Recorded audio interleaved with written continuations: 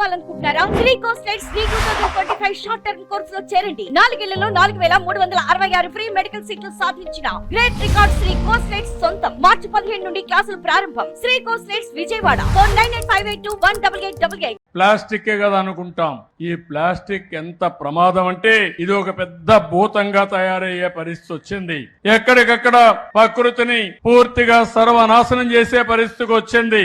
ఈ రోజు ఈ యొక్క ప్లాస్టిక్ ని పశువులు కూడా తినడం, తద్వారా పశువుల ఆరోగ్యం పూర్తిగా పోయే పరిస్థితి వచ్చింది. ఇది కాకుండా అలాంటి పశువుల వల్ల మనకు కూడా ఆరోగ్యం పూర్తిగా చెడిపోయే పరిస్థితి వస్తా ఉంది. ఇంకో పక్క ఎక్కడ కూడా మీరు చూస్తే ప్లాస్టిక్ అనేది భూమిలో కరగదు, ఎక్కడికక్కడ నిలిచిపోతుంది. ఈ రోజు ఎక్కడా గాని మున్సిపాలిటీలో మీ యొక్క మున్సిపల్ డ్రైన్స్ లో కనబడితే ఎక్కడికక్కడ చోక్ అయిపోయే పరిస్థితి వస్తుంది. ఈ ప్లాస్టిక్ అంతా నదుల్లో, సదస్సుల్లో, సముద్రాలకు కూడా స్ప్రెడ్ అయ్యి అక్కడ కూడా అది కుళ్ళి విషవాయువుగా మారి చాలా ప్రమాదాలు వస్తున్నాయి. దీనివల్ల మనం తినే తిండి కూడా కలుషితం అయిపోతా ఉంది. ఈ విషయం మీరు గుర్తుపెట్టుకోవాల్సిన అవసరం ఉంది. ఒకప్పుడు పశువుల కోసమే అనుకున్నాం, కొన్ని పశువులు ఉన్నాయి, ఓసారి తెలియకుండా అది ఆహారం అని అవి కూడా తినేసే పరిస్థితి వస్తా ఉంది. ఇది వచ్చినప్పుడు ఇప్పుడే ఆ పాప చెప్పినట్టు మన ఆరోగ్యాలు పూర్తిగా దెబ్బతినడం, హార్మోన్లు సమతుల్యం దెబ్బతినడం, శ్వాసకోశ వ్యాధులు రావడం, కడాన క్యాన్సర్ కూడా వచ్చే పరిస్థితి వచ్చింది.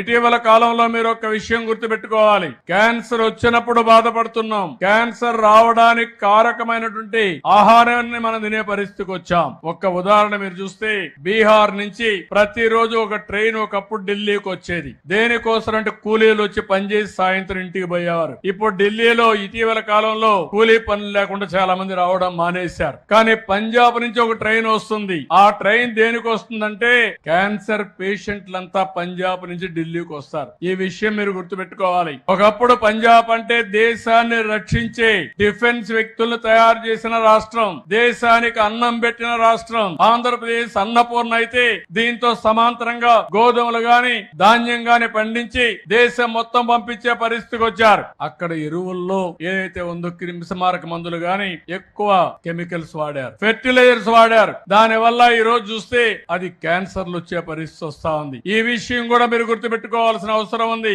మొన్నే నేను మన రాష్ట్రంలో పుట్టినటువంటి నోరి దత్తాత్రేయుడిని అడ్వైజర్ గా పెట్టి క్యాన్సర్ రాకుండా ఉండాలంటే ఏం చేయాలో చేయడం కోసం చర్యలు తీసుకుంటున్నామని చెప్పి కూడా నేను మీకు తెలియజేస్తున్నా. ఈ రోజు క్యాన్సర్ అనేది మనం నివారించుకునే అవకాశాలు కూడా ఉన్నాయి. యామారితే ప్రమాదం. ఈ రోజు మీరు చూస్తున్నారు, మా అత్తగారు క్యాన్సర్ తో చనిపోతే ఆ రోజు ఎన్టీ రామారావు గారు చెప్పిన తర్వాత ఆవిడ పేరుతో బసవ తారకం క్యాన్సర్ హాస్పిటల్ పెట్టాం. ఈ రోజు బాలకృష్ణ గారు చూసుకున్నారు. దాన్ని కొన్ని వేల మందికి ట్రీట్మెంట్ ఇచ్చే పరిస్థితికి వస్తున్నాం. ఈ రోజు ఇలాంటి కార్యక్రమాలు చూసినప్పుడు నేను ఒకటే మిమ్మల్ని అందరినీ కోరుతున్నా, ఎట్టి పరిస్థితుల్లో సింగిల్ యూజ్డ్ ప్లాస్టిక్ ని మనం ఎక్కడికక్కడ కంట్రోల్ చేయాల్సిన అవసరం ఉంది. దీనిపైన ఒక యుద్ధమే చేయాల్సిన అవసరం ఉంది.